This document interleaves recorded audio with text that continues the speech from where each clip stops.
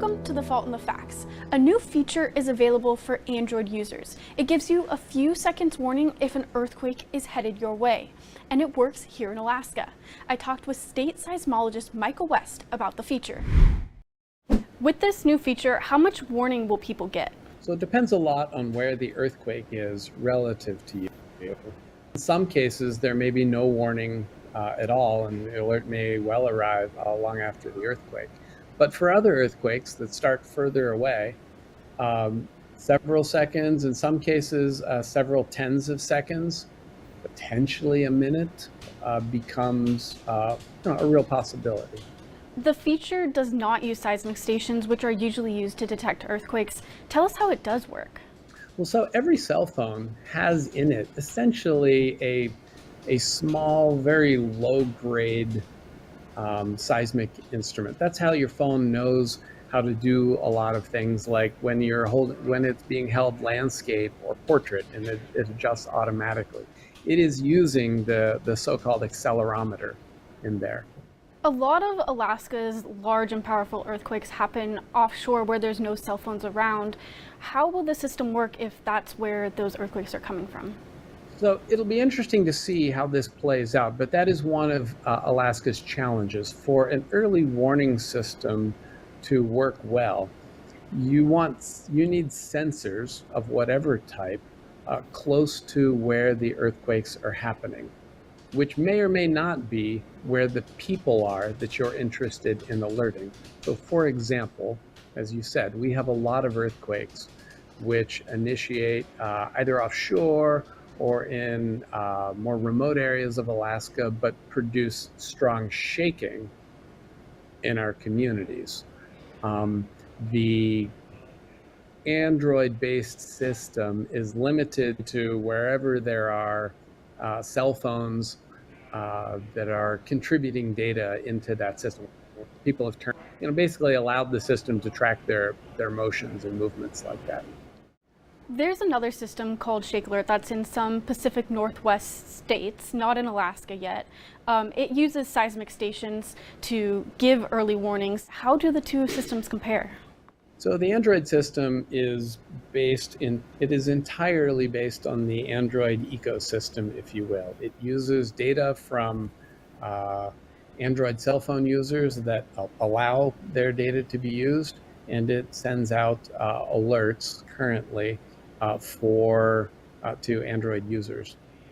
Shake Alert is a very different premise. This is I think I could call it is the U.S. national system developed and operated by the U.S. Geological Survey. That is the alert system currently in operation in Washington State, California, Oregon, British Columbia, our other neighbor. Actually, it just became operational in the last month or so. So Alaska is a bit of an outlier that we don't have let's call it a fully integrated, a full-fledged early warning program.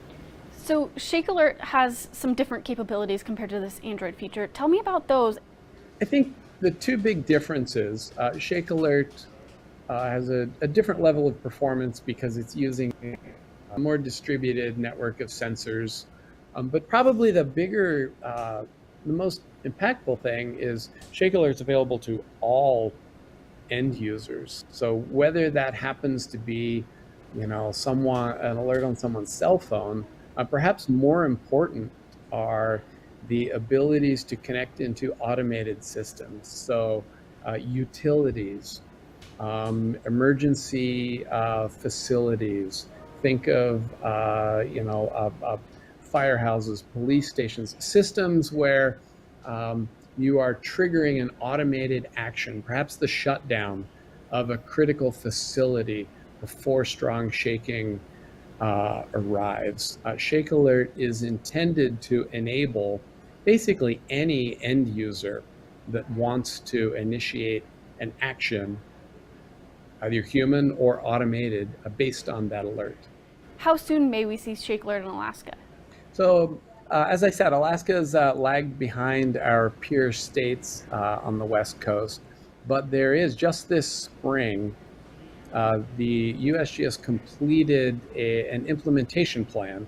So a plan for what it will take to achieve shake alert functionality in Alaska.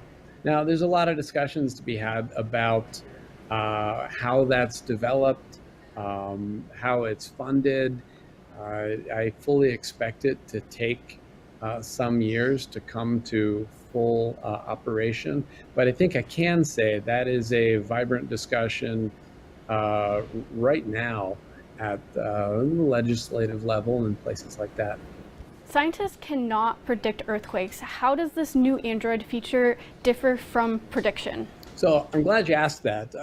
As you are well aware, earthquakes are not a phenomenon that we are generally able to predict with the specificity we'd all love. Next Thursday at 4 o'clock, be ready for an earthquake. That does not exist, and most scientists believe that is actually that will never exist. That's not doable.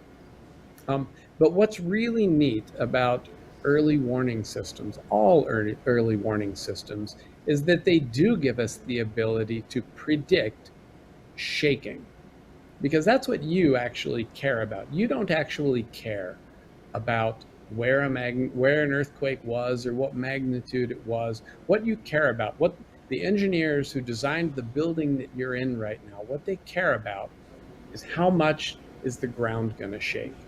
And what early warning provides is a way to predict that shaking. Now, granted, it may only be tens of seconds, but to predict that shaking before it arrives. That's what early warning accomplishes. Google says alerts will be sent out for magnitude 4.5 and larger quakes, but you may have to turn on the feature on your Android phone in order to get those alerts. Wes says this feature helps demonstrate what could be possible for an Alaska early warning system. But this show is called The Fault in the Facts, and I like to end with a fact about a fault. September marks the 125th anniversary of the magnitude 8 Yakutat earthquakes in 1899 that caused local tsunamis and a tremendous amount of uplift of the coastline in and around Yakutat Bay. Thanks for tuning into this episode of The Fault in the Facts.